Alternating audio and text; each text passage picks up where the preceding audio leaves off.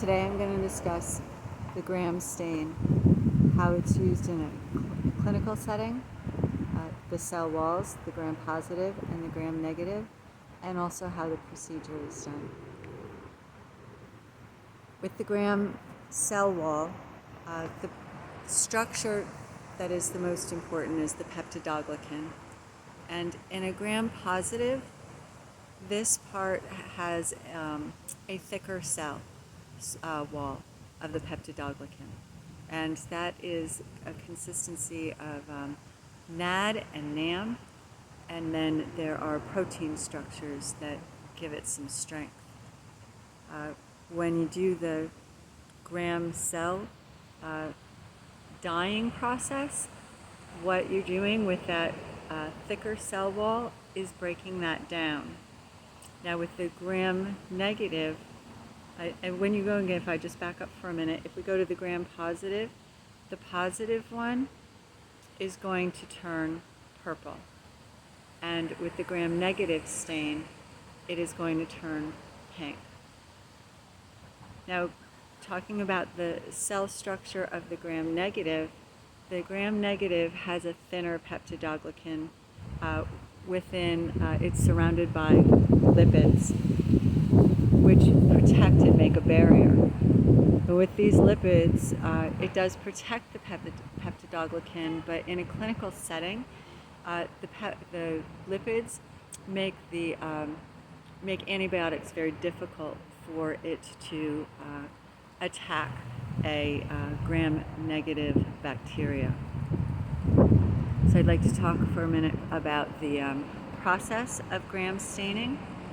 Gram staining is named after Hans Christian Gram, and it is used in a medium.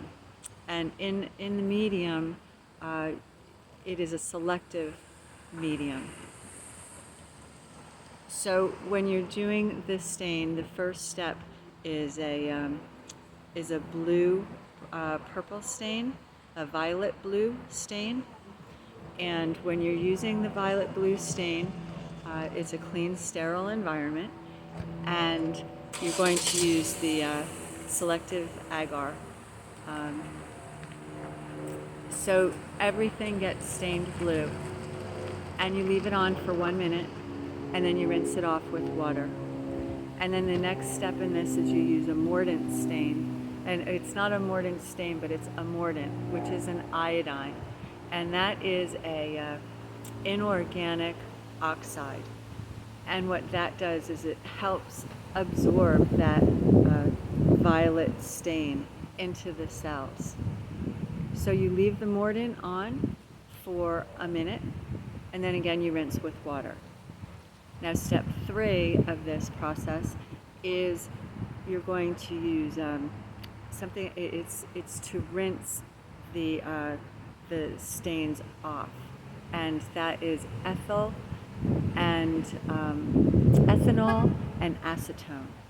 And when you use the ethanol and acetone, that breaks down the peptidoglycan of the Gram positive bacteria.